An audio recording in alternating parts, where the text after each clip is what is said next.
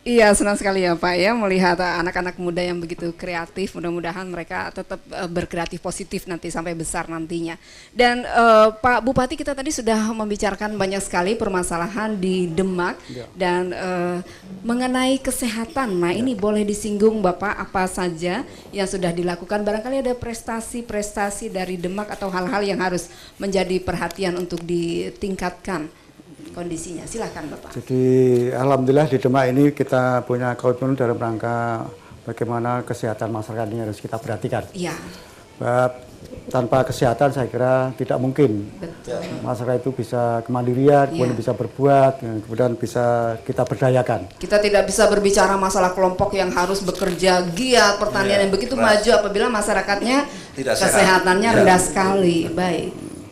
Jadi alhamdulillah Demak ini sekarang ini 2012 kemarin itu pemerintah daerah sudah mengalokasikan kurang lebih 7,5 miliar rupiah, sedangkan dana dari Menteri Kesehatan itu kurang lebih 9 miliar untuk kesehatan di Demak ini. Posyandu udah hidup semua lagi Pak. Kemudian ada beberapa hal yang perlu kita sampaikan. Jadi untuk mengantisipasi berkaitan dengan ibu yang melahirkan itu meninggal, kematian ibu akibat melahirkan, diantaranya kita kembangkan di posyandu dan sarana kesehatan yang ada di situ. Ini adalah satu upaya-upaya dalam rangka masih cukup tinggi Pak kematian ibu. Jadi di Kabupaten Demak itu ibu melahirkan dari data tahun 2012 itu terdapat kurang lebih 21.000 lebih ibu melahirkan. Kemudian dari jumlah tersebut yang meninggal akibat melahirkan itu sebanyak 17 orang. Sedangkan bayi yang lahir itu sebanyak 21.174 yang lahir, tapi jumlah yang meninggal itu 119 bayi atau 5,6% dari per 1.000 kelahiran hidup. 1.000 kelahiran ya. Jadi ini merupakan satu hal yang kita syukuri bersama. Ya, betul, satu prestasi ya, betul. Ya, baik. Terima kasih. Jadi itu karena di sana posyandu sudah berkembang lagi Pak ya. Puskesmas juga sudah berkembang. Kemudian kita juga meningkatkan peran dari kader di desa dalam rangka mencapai desa siaga dan desa yang dapat menolong diri sendiri, yaitu mengenai ibu hamil, kemudian balita. Banyak dan Bapak desa siaga di sana?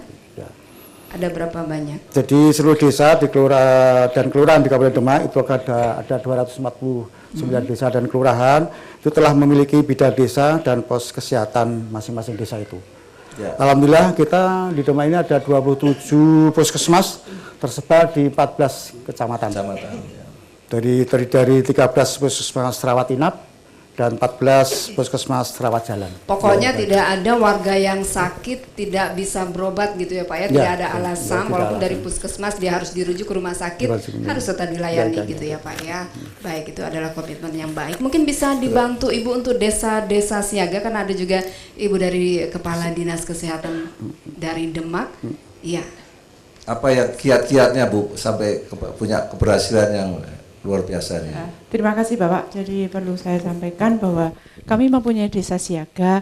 Semuanya di Kabupaten Demak ini sudah desa siaga, di mana yang semuanya masih sebagian besar masih taraf pratama. Sehingga kami juga kiat-kiat dalam menurunkan angka kematian ibu antara lain adalah pemberdayaan dari masyarakat itu sendiri, baik itu melalui kerjasama dengan PKK yaitu mengenai GSI, Gerakan Sayang Ibu dan Bayi. Kemudian di sana juga di desa itu peran serta dari masyarakat terkait dengan kelas ibu hamil Bapak. Jadi kelas ibu hamil ini peran dari kader kesehatan maupun masyarakat sendiri, bagaimana mereka bisa istilahnya meningkatkan derajat kesehatan seorang ibu di dalam kelas ibu hamil itu, di mana di sana diajari senam, kemudian diberikan penyuluhan, makanan masalah makanan bergizi. Semua ibu-ibu yang hamil di sana mengikuti kelas itu. Ada di masing-masing ada, setiap desa ada Ibu. Jadi itu kiat-kiat antara satunya itu. Kemudian kita juga meningkatkan kegiatan posyandu. Di mana semua desa sudah ada posyandunya, minimal 2 atau 3. Aktif Bu ya posyandunya Bu ya. Aktif. Dari mulai kegiatan posyandu ini kita bisa mendapat banyak hal, baik itu pemeriksaan ibu hamil sampai dengan imunisasi bayi, dan tentunya sekarang akan dikembangkan lagi sampai ke imunisasi balita yang nantinya melalui imunisasi pentavalen yang nantinya Maret akan kita laksanakan secara serempak. Jadi kegiatan di Posyandu ini peran bantu PKK juga sangat berperan banyak di sana. Mungkin itu Bapak ya. Baik, kita berikan aplaus kepada Iya, Ibu dan kepada Pak Bupati atas keberhasilannya ini. Ya, sebetulnya kalau ini sudah satu modal besar Pak ya, untuk mengatasi kemiskinan dalam jangka pendek maupun menengah nanti Pak ya. Karena relatif masyarakatnya cukup sehat itu sebenarnya satu modal yang luar biasa untuk dikembangkan lebih lanjut di sana. Tinggal pendidikan tadi ya Pak. Tadi barangkali sedikit pendidikan Bapak tadi mengenai ada semacam akademi komunitas itu Pak. Itu karena mungkin lulusan-lulusan SMK masih banyak yang nganggur barangkali Pak ya. Ya. Barangkali untuk mengatasi masalah itu. Ya, di antara lain kan kita membutuhkan tenaga terampil sekarang ini. Ya, betul. Jadi siap pakai. Ya. Oleh karena itu dengan yang ya kita sudah melakukan sesuatu dalam rangka mempersiapkan anak itu ke depan. Tapi kan kita perlu ada satu penambahan nilai dari anak yang sudah dibina oleh dikatakan melalui SMK itu. Iya. Jadi karena banyaknya anak-anak SMK tadi yang sudah katakanlah sudah selesai, kemudian kan kita perlu peningkatan mereka sehingga pasar itu bisa menangkap mereka sehingga sangat dibutuhkan. Bukan diharapkan, bukan mereka itu mencari, tapi kalau bisa mereka itu dicari. Mereka bisa menciptakan pekerjaan sendiri. Di samping menciptakan pekerjaan, di samping juga mungkin katakanlah beberapa kalau kita dalam rangka memberikan peluang kepada katakan pabrik-pabrik atau pengusaha tadi untuk dibutuhkan mereka itu. Jadi mereka nanti diharapkan itu dicari, bukan kita mencari. Ini sementara kan kita mencari ya, tenaga kan mencari itu. Nah, kita juga siapkan supaya mereka itu dicari, dibutuhkan. Tapi biasanya Bapak kalau SMK itu kan mereka juga bekerja sama dengan perusahaan-perusahaan industri. Jadi biasanya lulusannya itu kadang sudah dipesan itu sudah. Tapi kan kita perlu lebih peningkatkan mereka lagi. Baik. Tapi sebetulnya yang penting lagi kita dorong untuk berwirausaha Pak. Nah di sini peranan dari bank penting sekali Pak untuk ada skim ya untuk bisa memberikan modal awal pada mereka. Memang ini tidak mudah ini. Ini termasuk perjuangan saya yang belum tidak berhasil waktu saya menteri dulu untuk menyediakan suatu namanya seed capital, modal awal. Karena biasanya mereka itu nggak punya modalnya, modal dengkul Pak. Nggak, begitu lulus nggak punya modal. Yang sebetulnya tidak banyak lah, 500.000, 1 juta mau sebagai modal awal untuk mereka berusaha. Dan tentunya ada risiko uang itu bisa hilang begitu saja ya. Tapi itu sebagai cost of development itu, sebagai biaya pembangunan yang saya kira harus kita tanggung bersama. Pak Rektor tadi mau ingin menyampaikan. Jadi Undang-Undang Pendidikan Tinggi memang sekarang membuka kesempatan bagi daerah yang punya potensi untuk membuka akademi komunitas, Pak.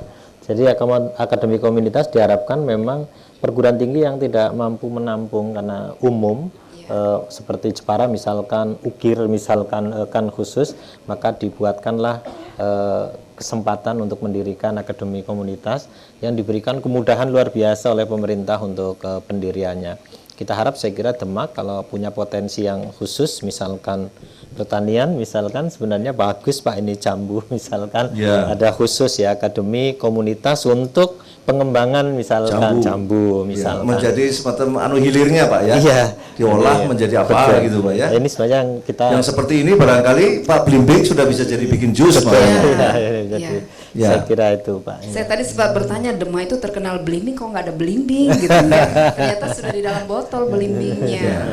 Oke, baik, nanti kita coba. Belimbingnya dalam botol. Oke, baik. Tapi bagaimana dengan Bank Jateng tadi usulan yang disampaikan Pak Subiakto? Beranikah memberikan modal awal bagi anak-anak lulusan SMK untuk memulai berwirausaha? Terkait komitmen Bank Jateng sudah saya sampaikan dari awal. Siap aja.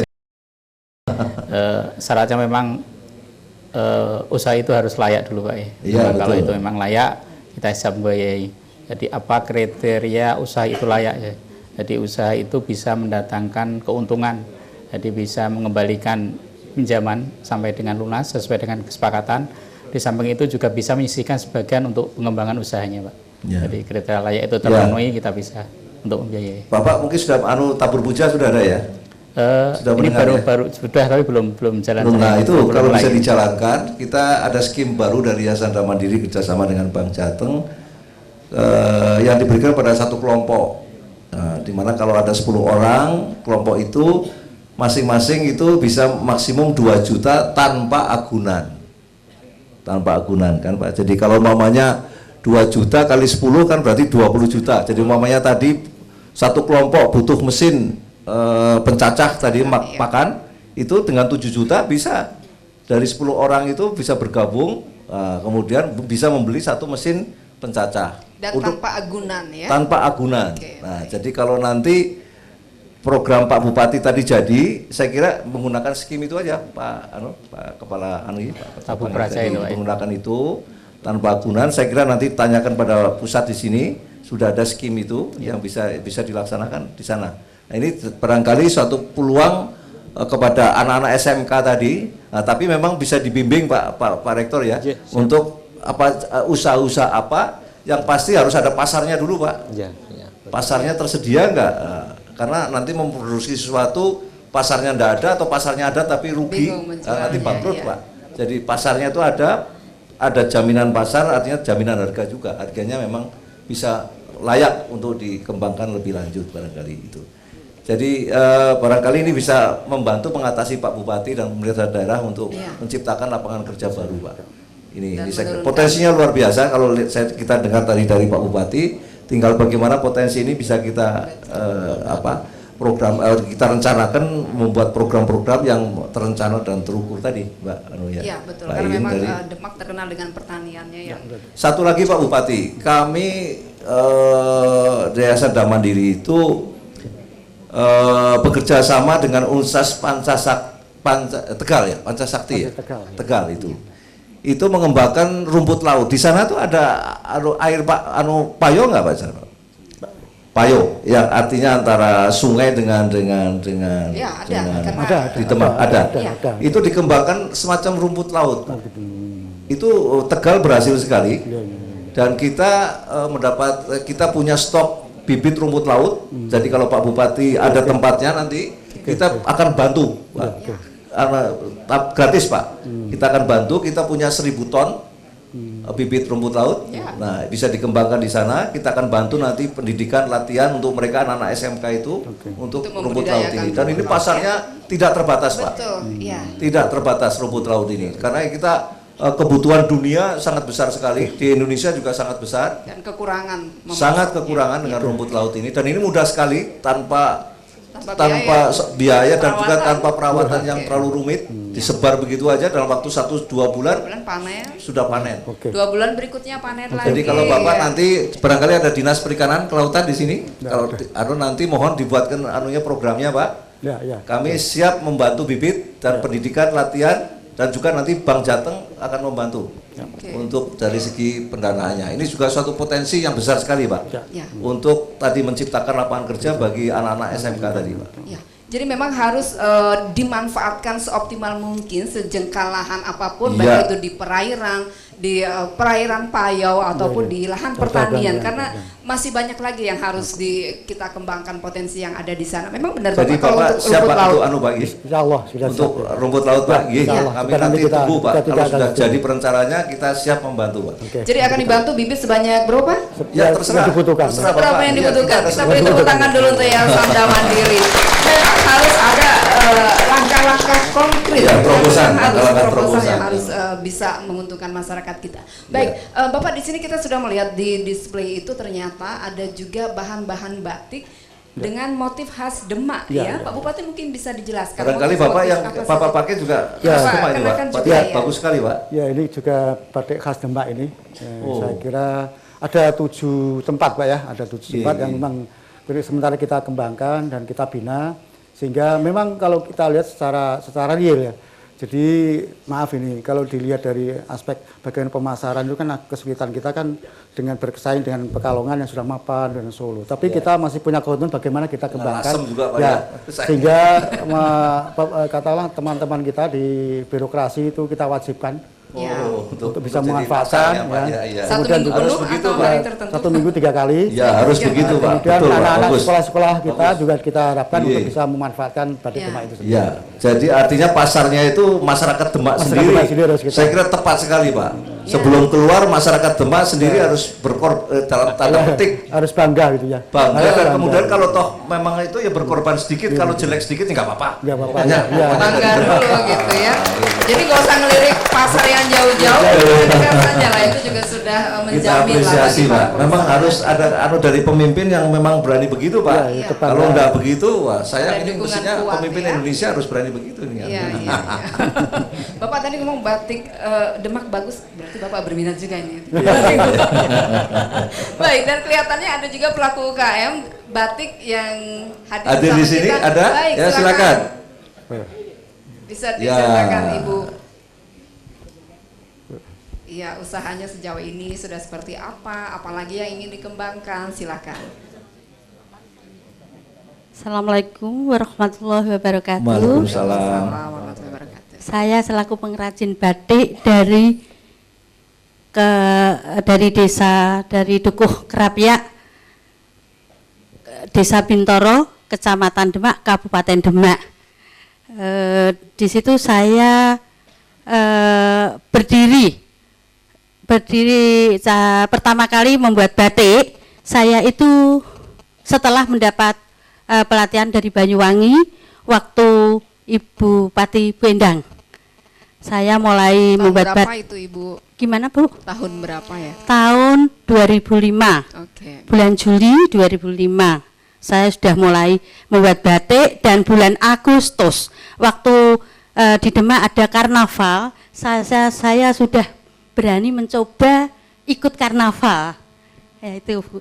Tapi awalnya saya pertama kali itu konveksi Bu, dari tahun 86 konveksi, lalu saya itu ada pelatihan batik, dan sampai sekarang konveksinya juga masih terus lanjut, terutama seragam-seragam sekolah. Yang dulu itu memakai batik sablon, yang sekarang alhamdulillah sudah saya sedikit demi sedikit saya masuki, saya promosikan dengan batik saya. Oh, bagus sekali. Begitu, Bu, ya. Terutama sekolahan-sekolahan Pak, dari TK, SD, SMP, dan instansi-instansi lain, terutama itu rumah sakit umum Sunan Baik, Kalijaga Ibu sekarang Demak. sudah berapa banyak produksinya per bulan rata-rata? Rata-rata ya Bu, kalau di rata-rata tidak bisa Bu. Oke, ada iya, musim-musim Bu. rame gitu Iya, ya? musim rame. Ya. Dan saat ini saya baru produksi pesanan dari Bapernas KB Oke. itu, baru ini baru Ibu 100 juga potong. membuat motif-motif khusus Demak. Iya, motif-motif khusus Demak juga Apa saja itu Ibu? seperti nuansa pantai, Oh iya. dan sisik jambu blimbing. Di sini saya pasang di meja dan juga di ini. Seperti yang dipakai Pak Bupati. Iya. Bagus itu. Bagus itu, ya. boleh nanti untuk Pak Subiakto. Ya, Karena ya, ya. ternyata ada juga gambar-gambar potensi pertanian di sini Iya. gitu ya. Ada jambu, ada belimbing. Ciri gitu khasnya ya. Demak itu memang hasil kebunnya itu jambu dan belimbing. Iya. Dan kebetulan tempat saya itu satu daerahan itu, satu kampung itu hampir semua mempunyai pohon jambu delima. Oke, baik. Kita beri tepuk tangan dulu untuk Ibu, Terima sukses kasih. terus ya Bu ya untuk usaha batiknya. Silakan Bapak. Taufik Wal- Nah, ini pengusaha batik yang lain juga, silakan. Langsung aja. Karena kalau kita lihat motif-motifnya, memang Pak Bupati setiap daerah itu memiliki ciri-ciri sendiri ya, berdasarkan potensi apa yang ada di daerahnya. Selamat malam, Assalamualaikum warahmatullahi wabarakatuh. Waalaikumsalam. Sedikit menambahkan dari Ibu Siti Aminah tadi, beliau senior saya. Jadi begini, di Kabupaten Demak sendiri setelah berkembang sekarang non sewu Pak Bupati bukan hanya 7 tapi ada 10 klaster batik. Cuman memang yang lain belum tersentuh. Artinya selama ini sering sekali dari pemerintah daerah melakukan pelatihan batik akan tetapi sayangnya Bapak tidak ada tindak lanjut untuk pembinaan ke arah yang lebih lagi. Jadi dulu pernah waktu ada pertemuan di Kabupaten Pendopo, kami pernah mengajukan bahwa kendala terbesar kami sebenarnya dari bukan di pemasaran Bapak, tapi di penyediaan bahan dan juga penyediaan tenaga kerja. Nah, dulu sempat kami mengusulkan karena di setiap kabupaten pasti ada BLK Bapak. Ya, di situ ada pembinaan untuk kursus batik, untuk pelatihan keterampilan batik.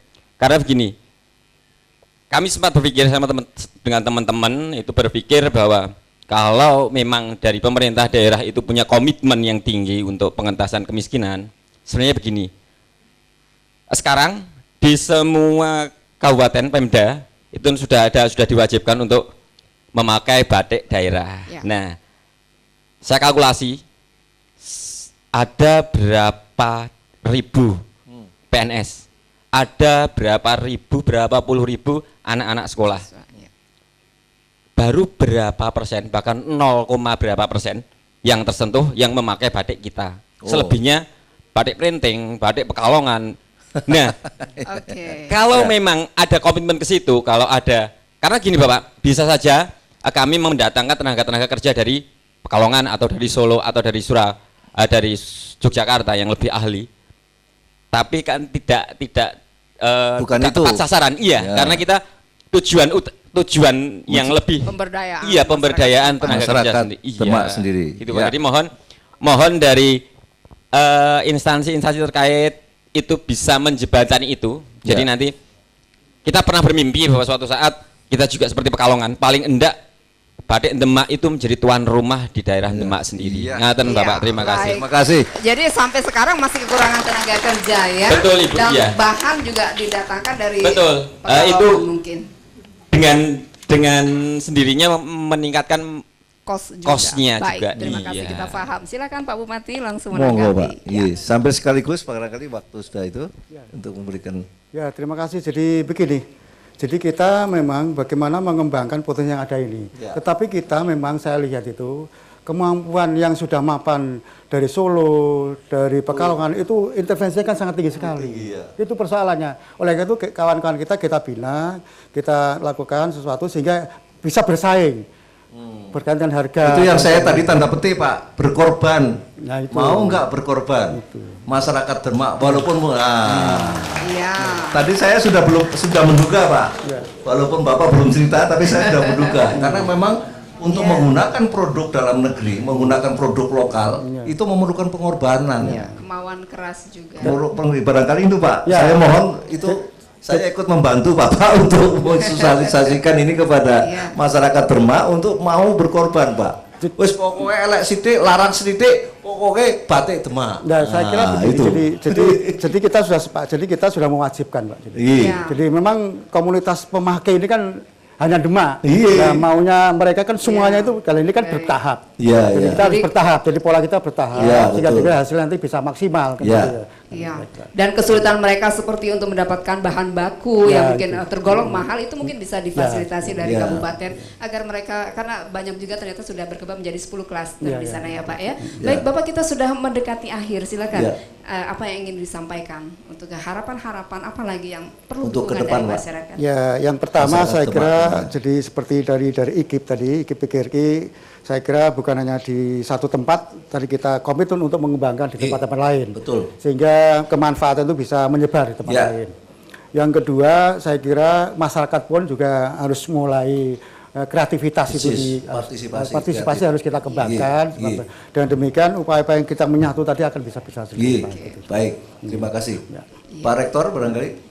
Ya, saya kira kami dari KPGRI Semarang dan ATS siap membantu pemerintah Kabupaten Demak untuk pengembangan baik di bidang pendidikan, kesehatan, kewirausahaan dan lingkungan melalui program KKN kami. Dan perlu kami sampaikan sementara ini memang di Ngawen dan Batur Sari ini sudah cukup intensif. Mudah-mudahan kita bisa kembangkan lagi di tempat yang lain. Oke, baik, terima kasih. Barangkali dari Bang Jateng ada komitmen lagi. Dari Bang Jateng tidak, dari Bang Jateng siap mendukung apapun itu program pemerintah terkait dengan program kerakyatan, dan Bang Jateng tidak hanya melakukan istilahnya memberikan pembiayaan, tapi juga siap melakukan mendampingi pembinaan. Siap membina, selama ini kita sudah melakukan memfasilitasi pameran-pameran, mengadakan pameran sendiri juga sudah sering sekali. Iya, baik. Jadi kalau memang sudah ada komitmen seperti itu, mudah-mudahan bisa ada jembatan yang cukup baik antara pihak perbankan dengan masyarakat sehingga tidak ada keengganan lagi. Saya kira cukup jelas, Bapak-bapak, Ibu-ibu, baik yang pemirsa di rumah maupun yang ada di studio ini, komitmen begitu besar dari pemerintah daerah dipimpin Pak Bupati untuk bagaimana dalam waktu yang singkat ini bisa mengurangi rakyat Demak yang masih miskin ini untuk bisa lebih sejahtera di masa-masa yang akan datang. Dan kami dari Yayasan Dam Mandiri juga siap membantu, Pak. Siap membantu untuk terutama melalui posdaya ini akan kita berikan program, kita bangun satu program dengan dukungan dari Pak Bupati dan dari Pak Rektor maupun juga dari BPD. Kita buat program yang terencana, terukur di bidang industri pertanian dengan pendekatan ekonomi biru, yaitu industri tanpa limbah yang berbasis sumber daya lokal. Sumber daya lokal ini penting, kita harus tekankan di sini. Ya, kami siap untuk segera membantu itu. Oke, baik, siap ya Pak Bupati ya. Jadi terutama program jangka pendek untuk yang pembuatan alat-alat untuk pakan ternak dan juga rumput laut tadi, budidaya rumput laut. Baik, Bapak dan Ibu, saya minta yelnya lagi ya untuk yang terakhir. Arum Dalu Mandiri selalu, tepuk tangan yang meriah untuk Demak beramal. Baik, saudara penonton dimanapun Anda berada, terima kasih Anda sudah bersama kami dan kita akan bertemu kembali pada kesempatan yang akan datang bulan depan. Mudah-mudahan kita akan berbicara dengan suasana yang lebih meriah lagi. Kita beri tepuk tangan yang meriah untuk lagu terakhir. Selamat dan sampai jumpa.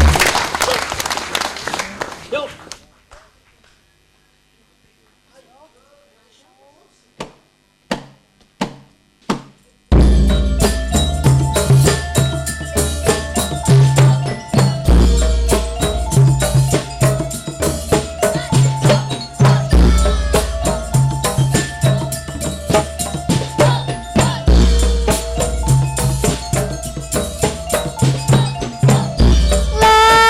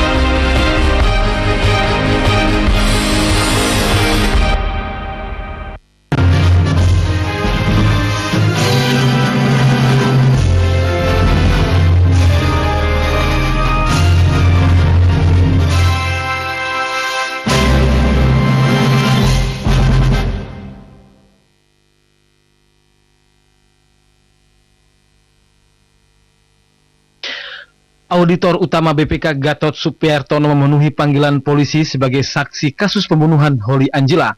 Komisi Pemberantasan Korupsi memeriksa 2 hakim konstitusi, Anwar Usman dan Maria Faida Indrati, terkait dugaan suap Pilkada Lebak, Banten.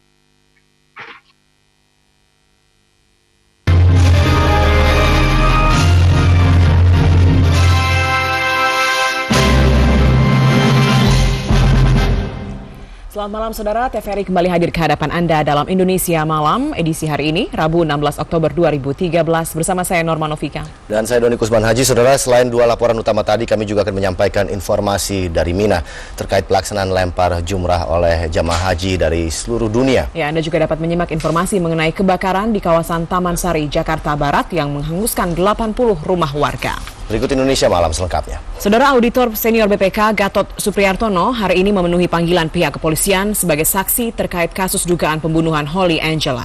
Hasil pemeriksaan terhadap Gatot nantinya akan menentukan nasibnya yang saat ini masih berstatus sebagai tersangka.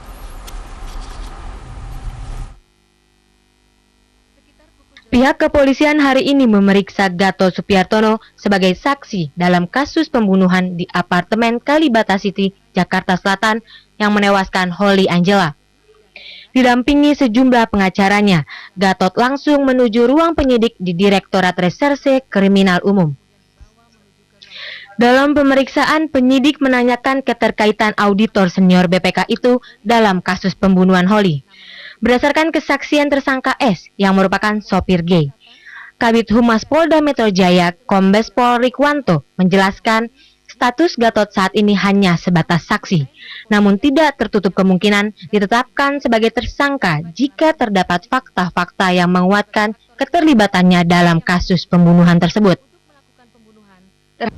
Sementara kita panggil sebagai saksi ya, jadi pemeriksaan masih berlangsung. Kita lihat nanti hasil pemeriksaannya, apakah ada kaitan kuat dengan fakta yang sudah kita dapatkan, apakah ada hal lainnya. Tunggu nanti kalau selesai pemeriksaan. Motifnya. Sebelumnya polisi menetapkan S dan AL sebagai tersangka pembunuh Holly Angela di apartemen Kalibata City. Di lokasi kejadian, polisi menemukan beragam barang bukti seperti peti, 2 gitar listrik, 1 bungkus plastik besar, tali plastik, dan 3 ransel. Desi Triwahyuni, Winda Satriana, TVRI melaporkan. 2 pelaku kasus pembunuhan Holly Angela, PG dan R saat ini masih dalam pengejaran aparat kepolisian.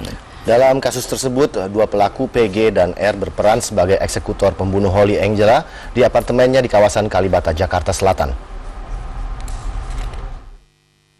Kasus pembunuhan di apartemen Kalibata City, Jakarta Selatan menewaskan Holly Angela diduga melibatkan 5 orang pelaku. 2 pelaku yakni Surya dan Latif kini telah berstatus sebagai tersangka dan telah ditahan di Polda Metro Jaya. Sementara 2 orang lainnya yakni PG dan R kini masih belum diketahui keberadaannya. Kabid Humas Polda Metro Jaya Kombes Pol Rikwanto menuturkan pihaknya masih terus melakukan pencarian terhadap PG dan R. Oh, udah ketangkap Pak? Yang buruan 2 orang, inisial PG dengan R masih dalam pencarian, belum tertangkap. 2 pelaku yang masih dalam pengejaran tersebut berperan sebagai eksekutor pembunuhan atas perintah tersangka Surya.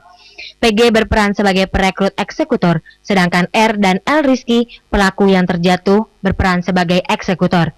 Desi Triwahyuni, Winda Satriana, TVRI melaporkan. Badan Pemeriksa Keuangan membebas tugaskan sementara Gatot Supriartono dari jabatan Auditor Utama BPK terkait kasus pembunuhan Holly Angela di apartemen Kalibata City, Jakarta. Pembebas tugasan sementara tugas Gatot sebagai auditor BPK ditetapkan mulai hari ini 16 Oktober 2013. Pembebas tugasan sementara tugas Gatot sebagai auditor BPK diputuskan setelah tim pemeriksa menindaklanjuti status kepegawaian auditor utama BPK Gatot Supriartono. Sekretaris Jenderal BPK Hendar Ruistriawan menjelaskan, BPK telah mengambil langkah pembebasan sementara dari tugas dan jabatan Gatot sebagai auditor utama BPK terkait pembunuhan istri sirinya, Holly Angela. Langkah sementara yang diambil BPK telah disetujui seluruh pihak internal BPK menyusul dugaan pelanggaran status pegawai negeri sipil yang beristri lebih dari 1. Tindakan BPK juga ditujukan untuk mempermudah pihak penegak hukum dalam memproses kasus pembunuhan tersebut. PP 53/2010 itu sudah mengatur bentuk-bentuk pelanggaran disiplin seorang PNS, dan BPK akan mengacu pada peraturan perundangan yang berlaku. Gatot Supriartono bekerja di BPK sejak tahun 2005 dan tidak pernah memiliki masalah dalam pekerjaannya. Ia merupakan auditor utama bidang politik, hukum, dan keamanan yang selama ini mengaudit lembaga bidang Polhukam, termasuk Kepolisian Republik Indonesia. Namun BPK menegaskan pemeriksaan Gatot oleh penegak hukum tidak ada hubungannya dengan kasus korupsi yang pernah ia audit di tubuh Polri. Alvin Babel, TVRI melaporkan. Komisi Pemberantasan Korupsi hari ini memeriksa 2 hakim konstitusi, Anwar Usman dan Maria Farida Indrati, terkait kasus sengketa Pilkada Lebak, Banten. Keduanya enggan memberikan komentar terkait dugaan keterlibatan mereka dalam pengurusan sengketa Pilkada Lebak, Banten. 2 hakim konstitusi Anwar Usman dan Maria Farida Indrati memenuhi panggilan KPK untuk diperiksa sebagai saksi untuk Ketua Nonaktif MK Akil Mohtar terkait kasus dugaan suap pengurusan sengketa pemilihan Kepala Daerah Lebak, Banten. Maria Farida Indrati dan Anwar Usman merupakan hakim panel dalam sidang sengketa Pilkada Lebak, Banten. Maria dan Anwar tiba di gedung KPK sekitar pukul 9:30 waktu Indonesia Barat. Saat ditanya mengenai keterlibatan mereka dan peran Akil dalam perkara sengketa Pilkada Lebak, Banten, keduanya enggan memberikan komentar lebih rinci terkait kasus tersebut. Untuk Akil, ya,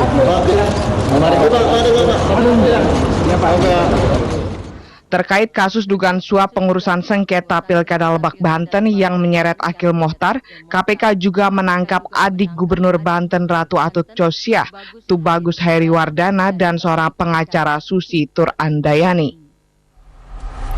Andi Zulkarnain Malarangeng alias Koel mengaku ditanya penyidik KPK seputar Kongres Partai Demokrat, namun bukan aliran dana ke Anas Urbaningrum. Saat ditanya mengenai sosok Bunda Putri, Cul mengaku pernah melihatnya.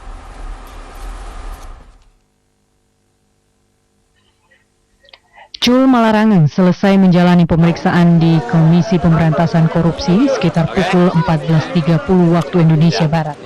Adik mantan Menpora Andi Alfian Malarangeng itu mengaku ditanyai seputar Kongres Partai Demokrat, namun bukan aliran dana ke mantan Ketua Umum Partai Demokrat Anas Urbaningrum. Cul Malarangeng menegaskan tidak mengetahui mengenai pengalihan suara dari pendukung Andi karena bersifat tertutup. Terkait sosok Bunda Putri, Cul mengaku pernah melihatnya. Namun saat ditanyakan mengenai apakah dia mengenal atau tidak Bunda Putri, Cul Malarangeng tidak bersedia menjawab. Sosok Bunda Putri pernah terlihat di salah satu foto tengah berdiri di belakang Andi Malarangeng yang tengah bermain catur. KPK mengeluarkan surat perintah dimulainya penyidikan atau sprindik untuk tersangka Ketua Mahkamah Konstitusi nonaktif Akil Mohtar. Akil Mohtar diduga menerima hadiah di luar penanganan perkara sengketa Lebak, Banten dan Gunung Mas, Kalimantan Tengah. Setelah melakukan proses penyidikan terhadap tersangka Ketua MK nonaktif Akil Mohtar, penyidik KPK menemukan bukti-bukti baru kasus lain yang diduga melibatkan Akil Mohtar. Dari hasil pemeriksaan terhadap tersangka dan para saksi, penyidik KPK menyimpulkan adanya dugaan penerimaan hadiah dalam penanganan perkara di lingkungan Mahkamah Konstitusi yang diduga dilakukan oleh tersangka Akil Mohtar. Juru bicara KPK Johan Budi menyatakan terkait dugaan tersebut, Komisi Pemberantasan Korupsi mengeluarkan surat perintah penyidikan atau sprindik atas nama Akil Mohtar. Akil Mohtar sebelumnya telah ditetapkan sebagai tersangka dalam operasi tangkap tangan. Akil diduga menerima suap dalam kasus sengketa Pilkada Lebak, Banten dan Gunung Mas, Kalimantan Tengah. KPK kembali menegaskan pihaknya berwenang menyita dan memblokir rekening tersangka. KPK telah memblokir sejumlah rekening Akil Mohtar, namun belum menerapkan pasal tindak pidana pencucian uang. Pengamat politik Cipta Lesmana mengungkapkan sosok Bunda Putri sudah terlihat jelas, namun berbagai pihak masih takut untuk membuka sosok tersebut. Cipta menegaskan Presiden SBY harus segera mengungkap sosok Bunda Putri seperti janjinya.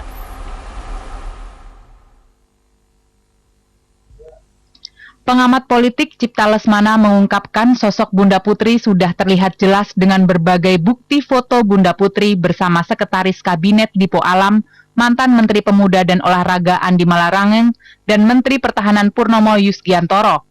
Meski bukti sudah beredar, namun berbagai pihak masih enggan untuk membuka sosok Bunda Putri tersebut. Cipta menegaskan Presiden SBY harus segera mengungkap sosok Bunda Putri seperti janji SBY agar Partai Demokrat tidak semakin terpuruk.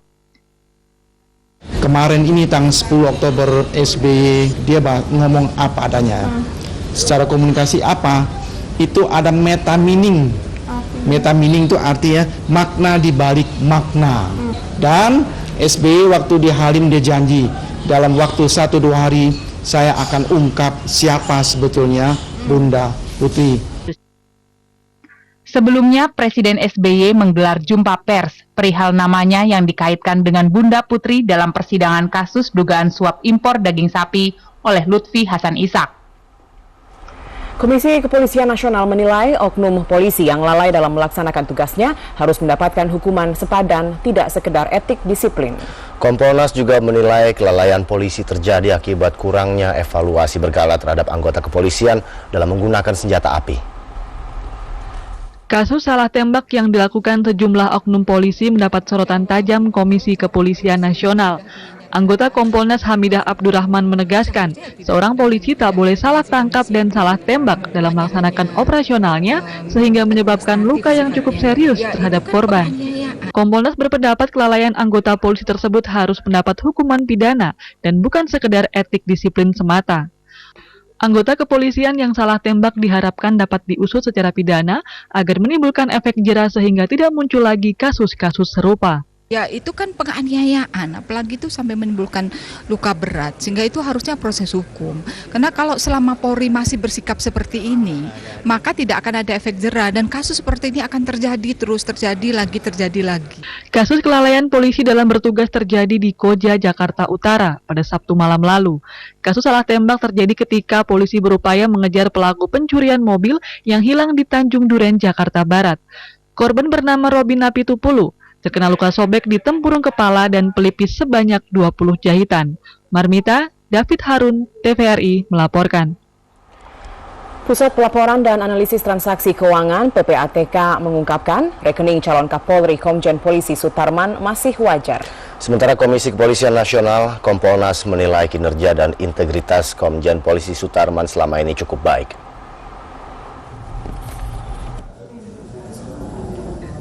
Rapat dengar pendapat Komisi 3 DPR RI dengan Kompolnas dan PPATK hari ini meminta masukan terkait uji kelayakan dan kepatutan calon Kapolri Komisaris Jenderal Polisi Sutarman.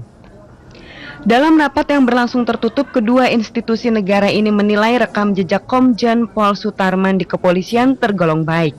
Kompolnas menilai Sutarman sangat loyal dalam menjalankan tugas. Kita menyampaikan memang ada hal-hal yang menguntungkan Sutarman, terutama soal bagaimana dia mengelola, bagaimana sengketa itu kan menghindarkan diri dari orang-orang yang bersengketa, bagaimana dia mengelola anak buahnya yang terlibat suap dan sebagainya.